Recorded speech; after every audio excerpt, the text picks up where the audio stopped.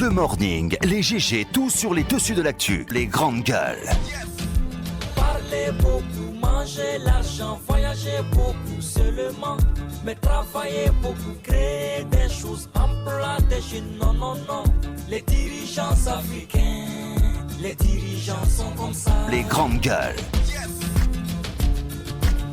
Merci de nous rejoindre sur Espace TV, mesdames et messieurs, jusqu'au port de 11h. Nous vous aidons à mieux comprendre l'actualité. Merci à vous qui nous regardez à la télévision. Vous nous écoutez également du côté de Farana sur Bambou FM, à Kindia sur Kaniazik. Merci à ceux qui nous rejoignent en région, entre autres, sur nos antennes régionales, évidemment, sur Espace Kakandé, Espace Forêt, mais aussi du côté de l'Abbé. Au menu, on s'intéresse à l'actualité. C'est officiel. Les Guinéens sont appelés donc aux urnes le 16 février 2020 pour renouveler donc leur parlement. Dans un décret pris hier, lundi, dans la soirée, le chef de l'État a entraîné la proposition de date faite donc quelques jours plus tôt par la CENI en convoquant, il faut le dire, le corps électoral pour la tenue donc des élections législatives qui, il faut le rappeler, étaient censées avoir lieu donc au plus tard en 2018. Désormais, le compte à rebours est engagé en vue de cet autre rendez-vous électoral majeur avant une présidentielle attendue donc en fin d'année 2020. Le décret du chef de l'État est-il conforme à la loi? Nous essayons de comprendre ce matin comment réagit-on dans les états-majors politiques. Qu'en dit la CENI ce matin? Nous essayons d'avoir plus d'explications avec quelques intervenants qui vont intervenir évidemment sur Radio Espace Guinée. Bonjour Moussa Moïse Silla. Bonjour Lamine, bonjour à tous. Bonjour mon cher Tamba. Bonjour Lamine. Bonjour à tous. Bonjour Mohamed Bara. Bonjour Lamine, bonjour à tous. Bonjour Jacques Lewalino. Bonjour Lamine, bonjour à tous. Bonjour mon cher Aboubakar. Bonjour Lamine, bonjour à tous. Voilà. Allez, on s'intéresse évidemment à l'actualité. Léger lifting gouvernemental, Mohamed Mara. Alors, les décrets, une série de décrets donc est tombé hier soir.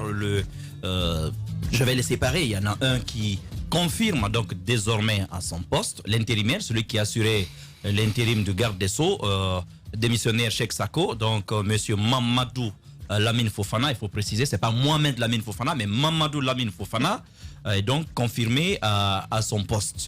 Alors, de l'autre côté, c'est quand même amusant, ces deux décrets qui déplacent des ministres, notamment le ministre de la Santé, qui a un rang de ministre d'État, et puis le ministre également de la Sécurité, qui sont rappelés au garage.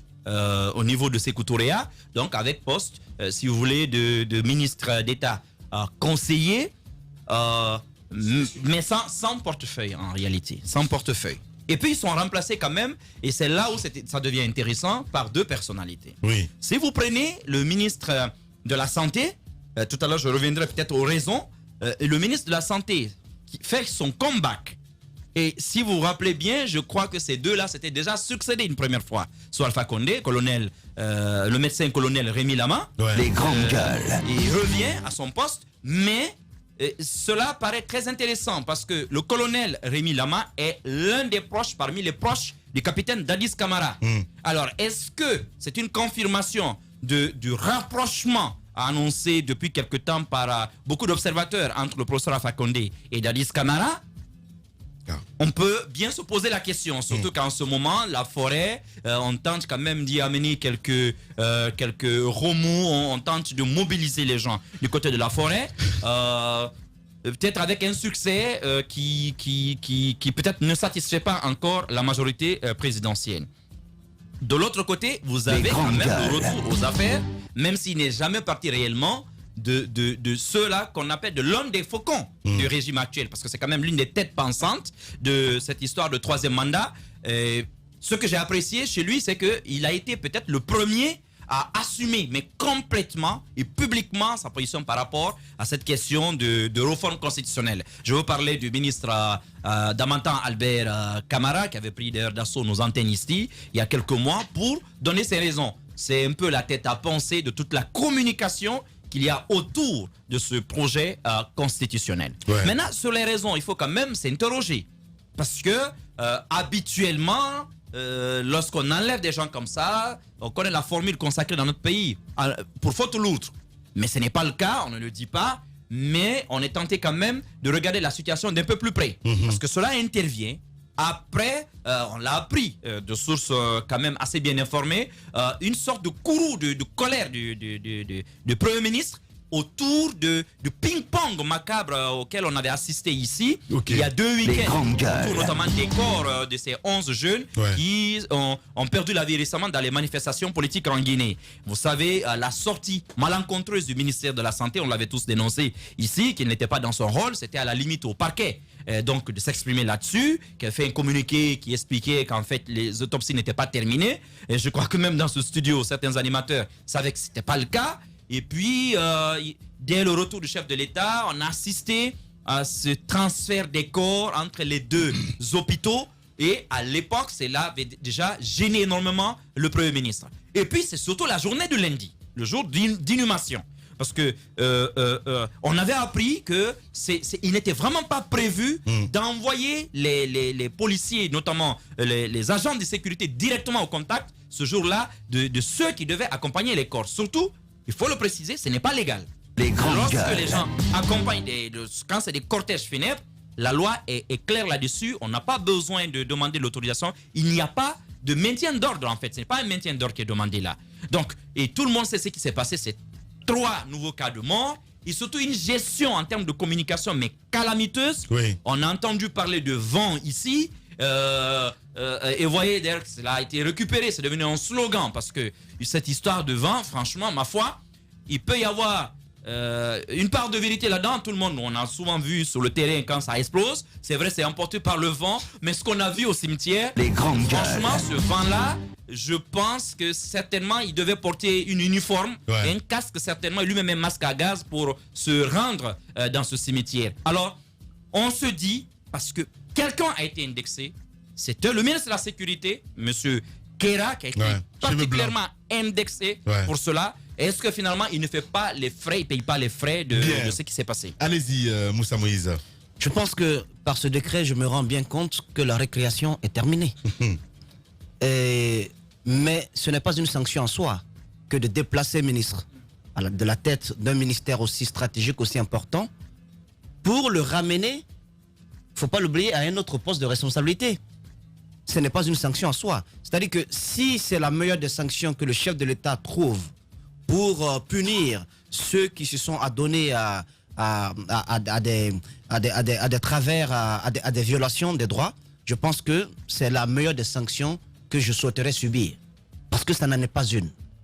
S'il souhaitait flétrir le comportement de ce ministre suite à ce qui est arrivé, je pense qu'on aurait trouvé une formule beaucoup plus grave pour donner un peu l'impression à l'opinion que désormais, on ne peut plus jouer avec les vies humaines dans ce pays. Mais ce n'est pas le cas.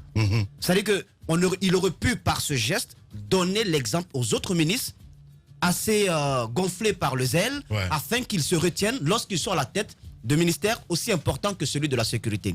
Mais je trouve que c'est en soi une certaine promotion, même si ce n'est pas une promotion certaine. Le ministre Keira, il est venu avec assez de fougue, avec assez d'envie de tout changer, mais changer dans un sens radical, dans le sens uniquement de plaire à celui qui l'a nommé, celui qui bien entendu a fait qu'il a pu avoir ce décret, mais il n'a pas mis en place une composante importante, celle liée au fait que sa mission première, c'était d'abord de veiller sur la vie, mais également veiller sur les biens des citoyens guinéens, quel que soit le bord politique auquel ils appartiennent. Mais c'était beaucoup plus un ministre politique, engagé politiquement, qui avait le refrain d'un militant classique. Moi, je trouvais que sa mission à la tête de ce ministère régalien ne pouvait pas perdurer. L'autre question que je me pose au niveau du ministère de la Sécurité, l'arrivée de Dami n'est pas mauvais en soi. Dami, tout le monde connaît sa capacité de persuasion. Tout le monde sait comment est-ce qu'il s'est engagé de façon intellectuelle, contrairement à certains autres au sein du RPG, à expliquer pourquoi il fallait accepter ce projet en guillemets suicidaire. Mais Dami, à mon avis, pouvait mieux donner. Mieux donner. Au regard du profil que je sais de lui, je ne connais pas peut-être tout de l'homme, mais au regard du profil que je sais de lui, au regard de ce que j'ai pu observer de l'homme quand il était à la tête des ministères techniques au niveau de l'enseignement, je trouve que c'est homme qui peut mieux apporter ailleurs qu'à la tête du ministère de la Sécurité. Est-ce que c'est pas politique tout ça? C'est mon point de vue. Ouais. Et l'autre, je finis rapidement avec cette phrase. Le ministère de la Sécurité, c'est stratégique. C'est la sûreté, la sécurité interne d'un pays. Ouais. Quand on... Pour vous, qu'on ne soit pas tous sur écoute. Oui, mais en même temps, quand on met la mine, quand on change autant de ministres à la tête d'un département stratégique, je crois, au 7e ministre de la Sécurité, stratégique, sous Alpha Condé. il y a des conséquences sécuritaires dont je ne souhaiterais pas parler. Le président de la République devrait y penser. Ce n'est pas à la tête de ce genre de ministère qu'on fait un jeu politique. Là-bas, c'est du sérieux. Allez-y, Tamba Zakari Milimono. Alors, moi, je lis ce remaniement partiel, très très partiel d'ailleurs. Je lis ce remaniement premièrement comme une sanction. Contrairement à ce que Moussa Moïse est en train de soutenir, moi je pense que c'est véritablement une sanction. Ouais. D'ailleurs, je trouve qu'elle arrive tardivement. Je pense que côté ministère de la Sécurité, ce décret, on aurait dû le prendre depuis le lendemain de la sortie du ministre Keïra de notre studio. Oui. Ah, c'était catastrophique. Vous posez la question au ministre, il y a eu combien de cas de mort? Bon, je n'ai pas lu ça encore. Vous dites, comment on va faire? C'est quoi le plan que vous avez? Il dit, on ne peut pas arrêter l'insécurité. Quand le ministre de la Sécurité vous dit ça, mais vous savez quoi, ce qui... Non.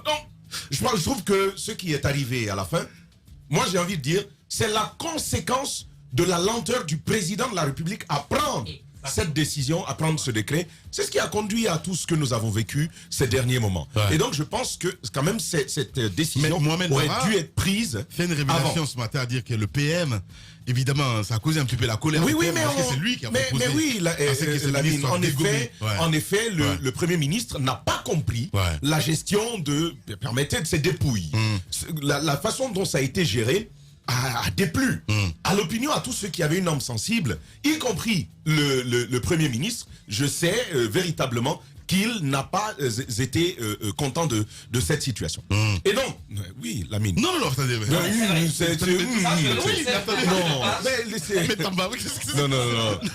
Non. Boukari dit non. En fait, je pense à Mohamed Mara à dire il est vraiment dans les secrets de la primature, lui, Mohamed Mara. Allez-y, Tamba. Boukari dit je sais de quoi je m'en parle. Non, parlant plus sérieusement, je conçois, je comprends, moi je conçois ce décret-là comme une sanction. Ils sont amenés à la présidence, c'est vrai, mais on sait ce que c'est que la présidence. Moualim est là-bas. Et la dame qui a dit je n'aime pas ça. Vous vous rappelez elle était là-bas, Sina Faré, elle était là-bas. Tout le monde est là-bas. Les grandes gueules. Et donc, quand on vous prend et qu'on vous y amène, on l'a tous plusieurs fois dit, c'est un dépotoir, c'est un garage gouvernemental, si vous voulez. J'ai envie de dire, là, on va recycler. Les gens, on te dit calme-toi et puis après ça va aller. Maintenant, sur le cas d'Amantan, je partage parfaitement l'avis de Moussa Moïse. C'est vrai, je pense que la décision du président de la République, c'est de rendre la question sécuritaire plus intelligente, moins brutale. Je pense que c'est apporter de la manière à la façon dont les actions de sécurité devraient être menées sur le terrain. Je pense que c'est ça la vocation aujourd'hui. En plus d'être une sanction, ce décret sonne comme la juste mesure de la situation. Parce que après tout le tollé que la situation dernière a provoqué, il fallait quand même prendre une décision qui soulage les gens. Mais dans mon temps, moi je l'aime bien, je suis très content qu'il y revienne, parce que je crois en ses capacités intellectuelles, sauf que on lui a confié le mauvais département. Allez-y, Jacques. Exactement. Allez-y, Jacques. Allez-y, Jacques. Je commence par les deux ministres de la Santé. Je crois que quand le président est arrivé, c'est à Niakoy d'abord. Il a confié cette responsabilité-là. Et personne ne le connaissait. Il était directeur adjoint de l'hôpital national d'Onka. Et puis, un temps après, il enlève pour amener, n'est-ce pas, le colonel Rémi Lama. Et on a vu que la première gestion de l'autre Lama, celui qui vient de partir, Niankoy, n'était pas assez, n'a pas été assez visible. Et Lama arrive, l'autre Rémi, au moment où Ebola donc arrive dans notre pays. On a vu comment est-ce qu'il a eu toutes les difficultés à se montrer assez présent sur le terrain. Il était finalement effacé par le Comité national de lutte contre Ebola, qui était donc géré par le docteur Sakoba Keïta. Et on a vu finalement qu'après, on s'est séparé de lui. Mais il y a toujours ces calculs, ne l'oublions pas, chez le président de la République, qui consiste à faire en sorte que le portefeuille ne quitte pas dans les mains des mêmes frères.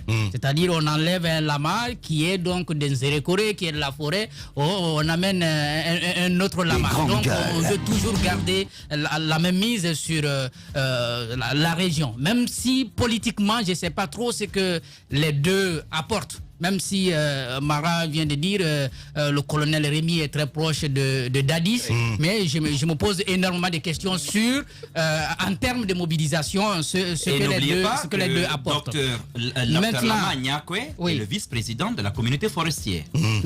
Quelle communauté? De la communauté forestière à Conakry, il ne faut pas l'oublier. Ah ouais, là, je ne savais pas. Je crois que je ne suis pas bon forestier. Il faut relativiser parce que il y a beaucoup d'entités de la forêt, donc je ne sais pas de quelle forêt. Allez-y. Voilà. Allez, on a une Guinée quand même. Voilà, donc il y a ce calcul-là qui ressort. Maintenant, par rapport au ministre de la Sécurité, il faut bien comprendre. Je crois que Keïra, quand il a été nommé, avant même qu'il ne soit nommé, il avait tenu un discours au siège du RPG et où il annonçait clairement ses intentions à se battre pour, n'est-ce pas, le 3e mandat. Lui, il ne parlait même pas de changement de constitution, il a directement parlé du 3e mandat.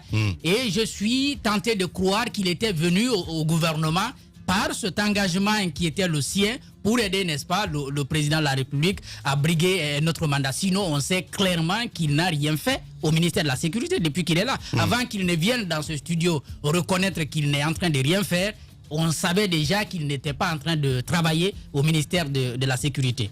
Par rapport à Damantan, bon, contrairement à ce que peut-être on peut penser ici qu'il n'a pas le profil, je ne crois pas trop que ce soit lié à cela. Je crois qu'on peut bien gérer la sécurité. Et je crois qu'il peut bien gérer. C'est un poste politique. Voilà. Je crois qu'il peut bien gérer le ministère de la Sécurité avec le profil qu'on le connaît. Et il ne faut pas l'oublier que politiquement aussi... Les zigzags. Je crois qu'il a... Je pense que le président... pour être à la sécurité, il faut être sournois. Tu vois ce que je veux dire? Oui. C'est simple. Mais surtout... les grandes pas de manière crue comme... avoir un discours assez cru comme Keïra le tenait. C'est-à-dire quand il veut vraiment mater, il dit qu'il va le faire.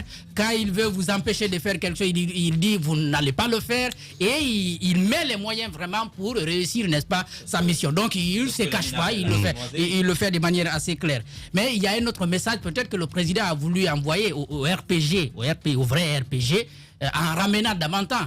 Parce que à défaut peut-être de trouver parmi ces jeunes du RPG qui se battent et qui n'ont pas caché par moment leur colère ou leur désapprobation par rapport à la nomination de certains cadres qui sont les derniers venus au sein du mouvement. À défaut donc de trouver quelqu'un parmi eux, je crois Damantan est ce monsieur qui est très d'accord avec cette jeunesse. Je crois que ça pourrait expliquer aussi le choix qui est porté sur lui, au-delà bien sûr de ses qualités intellectuelles qui sont à reconnaître. Et de propagande surtout, hein, c'est important. Allez-y, mon cher. Personnellement, d'abord, c'est un sentiment de déception par rapport à l'acte pris par le chef de l'État. Je me dis que le président de la République aurait mieux fait si l'acte qu'il a pris, donc qui a concerné ce lifting gouvernemental, avait pris une proportion un peu plus importante. Il procède, peut-être que c'est une stratégie politique, de manière à procéder par petites vagues.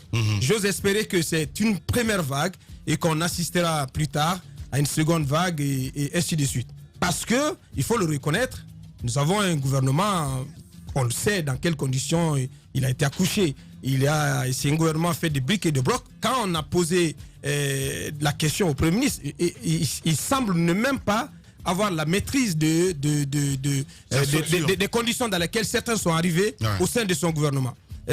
Moi, je me rappelle, lorsque le gouvernement avait été consulté, j'ai pu savoir qu'il ne connaissait même pas ce qui était à la santé et tout ça. Ça le préoccupait moins. Ce qu'il importe aux yeux du docteur Kassouri Fofana, économiste chevronné, c'est plutôt les ministre du pôle économique. Parce que c'est ce qui est important à ses yeux. Celui qui va au plan, celui qui va au budget, celui qui va à l'économie, aux finances, etc., etc. Et celui qui va aux mines, ce sont des départements stratégiques à ses yeux. À la santé et autres. Mais je voulais dire que le président pouvait aller mieux, pouvait faire mieux en dégageant du chemin de Dr Ibrahima Kassory Fofana, donc de son attelage gouvernemental, tous ceux que moi j'appelle des incompétents notoires. Parce qu'il y en a au sein du gouvernement. Il y a une catégorie de ministres, mais qui se sont illustrés par leur médiocrité à leur poste. Dans les prestations, par le manque de personnalité, le manque d'assises politiques. Parce que politiquement, ce sont des ministres qui n'apportent absolument rien au chef de l'État. Ouais. Il y a cette catégorie, je pense qu'on pouvait les extirper et ainsi revigorer, donner un nouvel élan, un nouveau souffle au gouvernement dans ces secteurs qui sont en train de souffrir. Vous avez des secteurs où le Premier ministre n'a même pas... les secteurs que le Premier ministre ne regarde pratiquement pas. Pourtant, il a fait une déclaration de politique générale dans laquelle il a dégagé de la volonté pour faire des résultats dans ces secteurs-là. Aujourd'hui, il y a des secteurs sur lesquels c'est plutôt le président de la République qui intervient. Je ne vais pas aller dans tous les détails. Le Premier ministre préfère donc lui laisser la main. Pour autant, ce sont des secteurs importants qui sont gérés par des ministres qui m'ont montré totalement leurs limites. Donc on comprend que c'est un Premier ministre qui est un peu gêné aux entournures, qui n'a pas la marge de manœuvre conséquente pour se choisir les hommes, ses collaborateurs au niveau de son gouvernement. Ça, c'est important à dire. Maintenant, sur les choix qui ont été faits, Jacques Leroy revenait sur le cas sur le ministère de la Santé. Mais moi, je suis estomaqué de ce qui arrive. Vous avez un président qui aujourd'hui envoie ce message suivant à toute la jeunesse de Guinée pour dire mais vous ne comptez pas à mes yeux, pour dire à tous ces jeunes cadres qui sont brillants, qui ont fait des études à l'extérieur, qui sont allés donc se former, qui sont revenus, qui ont envie de servir leur pays, le message qu'il leur envoie, vous ne comptez pas. Vous comptez pour du beurre, là, mais si vous permettez, vous comptez pour du beurre, pour de la boue, pour la boue du soulier, si vous voulez. Non mais, comment comprendre que systématiquement, le président de la République recycle les mêmes lamas? C'est extraordinaire. Mais vous avez vu ce ping-pong entre les deux lamas. C'est Niakoï qui se fait remplacer par Rémi, et ensuite Rémi revient pour prendre la place de Niakoï. Mais bon sang de Dieu, vous avez des cadres au ministère de la Santé qui peuvent être de meilleurs ministres de la Santé par rapport à ces deux-là. Rémi Lama, pourquoi il a été renvoyé du gouvernement Lamine? Mais donnez-moi la raison pourquoi il a été renvoyé du gouvernement. Il a été renvoyé. Quand on renvoie quelqu'un du gouvernement, c'est dire qu'il a eu des résultats insuffisants. C'est pour traduire. Non mais je vous assure, moi je suis extrêmement déçu. C'est pourquoi j'ai commencé par dire que je suis déçu en tant que Guinéen, en tant que journaliste politique. On ne peut pas nous servir les mêmes têtes comme au bal des pompiers, comme s'il n'y a pas de cadres dans notre pays. Bien. Il y a des cadres valables, des cadres compétents au ministère de la Santé. Je ne vais pas citer de nom. On a vu dans quelles conditions celui qui a été renvoyé, Abdourahmane Diallo, comment il a été renvoyé. Aujourd'hui, il est à l'ONU Palu. C'est extrêmement grave ce qui se passe. Le président de la République doit faire la promotion d'autres cadres. Ce sont les mêmes depuis 10 ans, à tous les niveaux, dans tous les secteurs, qui tournent, qui reviennent, qui partent. Mais Moussa Outamba parlait de sanctions, c'est pas une sanction. Bien. Mais non, c'est pas une sanction. Lorsqu'on vous enlève du gouvernement et qu'on vous ramène à la présidence de la République, au moins vous n'êtes pas sorti du circuit officiel. Vous êtes quelque part et ce sont des ministres conseillers spéciaux. Vous pensez qu'ils ne servent pas à quelque chose? Ils maintiennent une certaine influence au niveau des décisions politiques. Il y a le cas de Damatan pour terminer. Moi, je considère que ce monsieur est resté longtemps en dehors du gouvernement. Honnêtement, c'est une compétence, c'est de l'or en barre dont le gouvernement, dont le président Alpha Condé ne peut pas se séparer, ne peut pas du tout se dispenser. Parce qu'il a sa place dans ce gouvernement. Mais je suis d'accord avec Tamba qu'il aurait mieux servi ailleurs, connaissant le profil de l'homme dans le secteur de l'éducation, mais je suis convaincu que c'est une décision politique et il pourra apporter ce qu'il peut apporter, toute son expertise pour apporter les réformes qu'on souhaite au niveau du ministère de la Sécurité, parce que cela fait... il est le 7e ministre au niveau de Coléa. J'ose espérer que lui, au moins, pour la première fois, voilà, il sera différent. Bien. Véritable success story de la radio Espace Guinée, les grandes gueules, détentrices des meilleurs scores radio en Guinée, de la meilleure émission talk show, a donné le créneau horaire du départ au bureau et du retour à la maison, récoltant depuis des années consécutives le titre d'émission la plus écoutée en Guinée, toutes catégories confondues. Un grand total de plus de 5 millions d'auditeurs ont été fidèles au talk show Les GG, diffusé jour après jour sur toutes les stations du réseau Adafo Média de 9h à 10h30, un exploit qui restera longtemps dans les annales de la bande FM en Guinée.